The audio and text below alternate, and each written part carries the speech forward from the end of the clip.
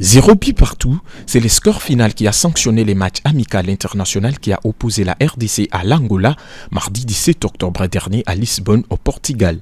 Encore un match nul enregistré pour l'entraîneur-manager congolais Sébastien Desabre après celui face à la Nouvelle-Zélande 3 jours avant.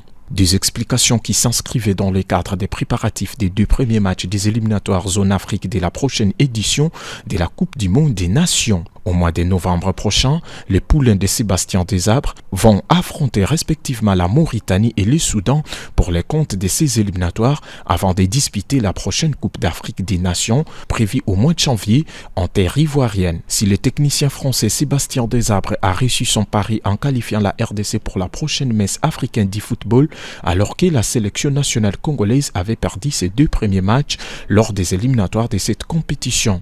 Après son parcours élogié, les amoureux du ballon rond estiment qu'il y a encore des choses à faire pour atteindre les niveaux que l'on désire. La dernière victoire de la RDC remonte au mois de septembre dernier face au Crocodile du Nil du Soudan, une explication qui s'est soldée par 2-0 au stade des Martyrs de la Pentecôte de Kinshasa. Ça n'est suivi d'une période cruciale en perdant d'abord face au Bafana Bafana d'Afrique du Sud par 1-0 en terre sud-africaine.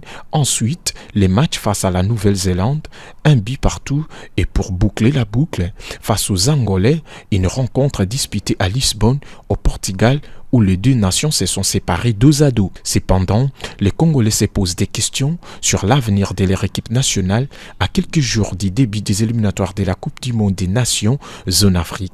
Est-ce que le pays de Cédric Bakambu sera qualifié sachant que celui-ci est logé dans le même groupe que les grands Sénégal de Sadio Mané, champion d'Afrique en titre? Pour y parvenir, il faut se positionner en première place de la poule à l'issue de ces éliminatoires, chose qui ne semblait pas être facile pour les coéquipiers de Chancel Mbemba Mangoulou.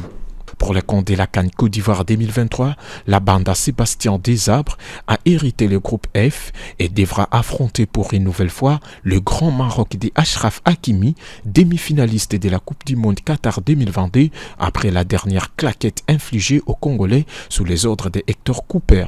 Une CAN qui s'annonce compliquée au regard de toutes les nations qualifiées, d'où le sélectionneur est appelé à peaufiner toutes les stratégies pour que la mayonnaise soit cuite. À titre de rappel, depuis sa prise des fonctions comme sélectionneur et manager de l'équipe nationale de la République démocratique du Congo, Sébastien Desabre a plutôt un bilan très positif, 5 victoires, 2 nuls et 2 défaites.